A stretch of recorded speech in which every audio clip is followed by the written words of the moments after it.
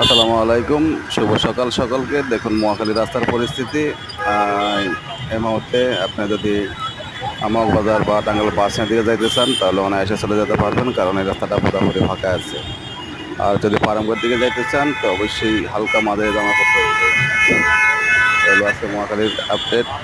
তো প্রতিদিনের আপডেট পেতে হলে অবশ্যই আমার চ্যানেলটা সাবস্ক্রাইব করুন, সাবস্ক্রাইব করে আমার পাশে থাকুন। সবাইকে ধন্যবাদ।